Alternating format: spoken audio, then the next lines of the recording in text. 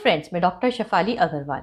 मैंने अपने पहले वीडियो में आपको हेयर लॉस के कारण के बारे में बताया। आज अपने इस वीडियो में मैं आपको कुछ होम्योपैथिक दवाइयों के बारे में बताऊंगी जिनका हेयर लॉस कंट्रोल या एलोपेशिया पे बहुत ही अच्छा इफ़ेक्ट है। तो यदि आपने मेरा चैनल अभी तक नहीं सब्सक्राइब किया है तो प्लीज़ उसे सब्सक्राइब करें, लाइक करें और शेयर करें। तो first medicine is विनका minor. विनका minor हम जनरली तब देते हैं जब सर में बाल के झड़ने के साथ साथ खुजली भी हो और या फिर सर में एक मॉइस्चर सा हो, कोई तरल पदार्थ सा लगता हो जिसकी वजह से बाल चिपके चिपके हों या फिर गुच्छों में बाल निकल रहे हों।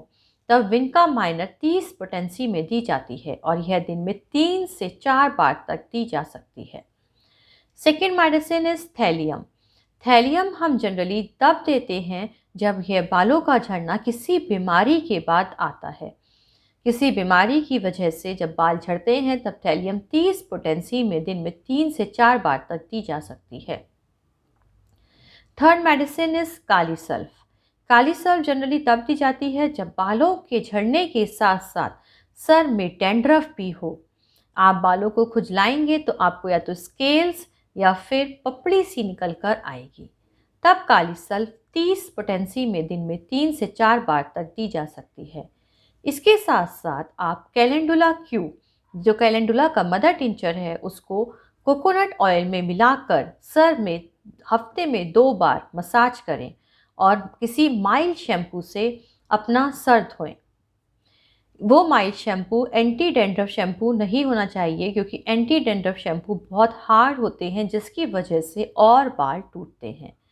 आप किसी भी होम्योपैथिक स्टोर से आर्निका मोंटाना हर्बल शैम्पू ले सकते हैं या फिर कोई माइल्ड शैम्पू, बेबी शैम्पू से भी आप हेयर वॉश कर सकते हैं। Now the fourth medicine is thuja. Thuja एक कॉन्स्टिट्यूशनल मेडिसिन है जिसमें सर में डैंड्रफ के साथ साथ पेशेंट को बहुत ज़्यादा ठंड लगेगी या वॉट्स की टेंडेंसी होगी या फिर कवर्ड पार्ट्स पर दाने होंगे। थुजा कॉन्स्टिट्यूशनल मेडिसिन है, इसलिए हम इसको 200 पोटेंसी में देते हैं। अब विज बादाम 30 या 200 पोटेंसी में दी जाती है। ये बहुत ही अच्छी मेडिसिन है जो ब्लड सप्लाई को बढ़ाती है और हेयर फॉलिकल्स को ग्रोथ देती है। इसके साथ साथ ज़ेबोरेंडी का मदर टिंचर हेयर फॉल को कंट्रोल करने में बहुत ही अच्छा इफ़ेक्ट है इसको आप 20 बूंदें प्लेन कोकोनट ऑयल में मिलाकर हफ्ते में 2 बार सोने से पहले मसाज करें और अगले दिन किसी माइल्ड शैम्पू से अपना सर धो लें। अब यदि यह बालों का झड़ना किसी फंगल इन्फेक्शन की वजह से हो रहा है, जैसा कि मैंने आपको अपनी पहली वीडियो में बताया, टीनिया कैपिटिस की वजह से है, तो हम बेसिलिनम 1 पोटेंसी में भी देते हैं। उसके साथ साथ आर्सेनिक एल्बम में स्केल्स होते हैं, खुजलाने पे वाइट स्केल्स निकलते हैं, या फिर मिजेरियम, अगर पूरा बालों में क्रस्टीनेस यानी कि पपड़ी है पूरे बालों में, मिजेरियम दी जाती है 30 पोटेंसी में, या फिर ग्रेफाइटिस अगर दाने ह्यूमिड इरप्शंस हैं, मतलब कि पस वाले दाने हैं, तब हम ये वाली मेडिसिन देते हैं अगर फंगल इन्फेक्शन की वजह से बालों का झड़ना हो रहा है। अब इन दवाइयों के साथ साथ आप क्या करें जिनकी वजह से आप अपने बालों का झड़ना कम कर सकते हैं। तो फर्स्ट थिंग इज तनाव से दूर रहें, यानी कि स्ट्रेस अपने जीवन में कम से कम रखें, जो कि एक मुख्यतः कारण है कई बीमारियों का। तो किसी चीज़ को लेकर बहुत ज़्यादा परेशान नहीं हो। अगर बाल टूट रहे हैं वो धीरे धीरे दवाइयों से या फिर अपने आप भी आने लगते हैं, लेकिन यह मैंने आपको पहले भी बताया है कि इन दवाइयों के बाद भी 2 से 3 महीने मिनिमम लगते हैं असर आने में, क्योंकि जो बाल टेलोजन फेस में आ गया है वो बाल झड़ेगा ही, उसके बाद ही नए बाल आएंगे एनोजन फेस में, जिसकी वजह से बाल की ग्रोथ होगी। तो इसलिए अपने जीवन में तनाव मुक्त रहें, किसी चीज़ को लेकर बहुत ज़्यादा स्ट्रेस ना लें। सेकेंड इज़ अपने खाने में अच्छा हेल्दी डाइट लें। अपने भोजन में नट्स को शामिल करें। नॉन वेजिटेरियन है तो एग ले लें और वेजिटेरियन है तो दालें, पल्सेस, बीन्स, पीस या पनीर लें, यानी कि हाई प्रोटीन डाइट लें।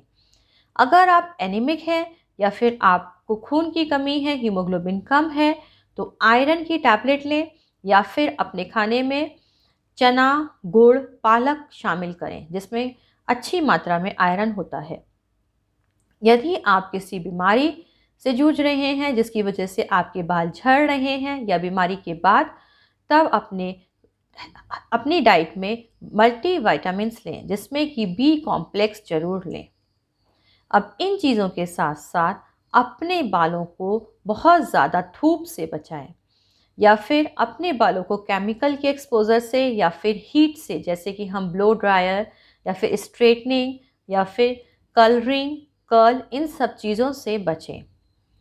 या फिर अपने बालों को ना बहुत ज़्यादा गर्म पानी से धोएं, ना बहुत ज़्यादा ठंडे पानी से धोएं। नॉर्मल टेम्परेचर के वाटर से अपने हेयर्स को वॉश करें और बालों को बहुत ज़्यादा गंदा ना होने दें। रेगुलर वॉश करें, किसी माइल्ड शैम्पू से रेगुलर अपने हेयर्स वॉश करें। अगर आपके सिर में डैंड्रफ है, उसकी वजह से बाल झड़ रहे हैं, तो यदि आपका हेयर स्कैल्प ऑयली है तो ऑयल ना लगाएं, और अगर आपका स्कैल्प ड्राई है तो आप कंडीशनर यूज़ करें और किसी माइल्ड शैम्पू से ही हेयर वॉश करें, एंटी डैंड्रफ शैम्पू ना यूज़ करें। या फिर आप अपने बालों को हल्का बांधें, बहुत टाइट नहीं बांधें जिसकी वजह से बाल बहुत ज़्यादा झड़ते हैं। तो यदि आपको मेरी बताई हुई बातें पसंद आई हैं तो प्लीज़ मेरे साथ जुड़े रहने के लिए मेरे चैनल को सब्सक्राइब करें, लाइक करें और शेयर।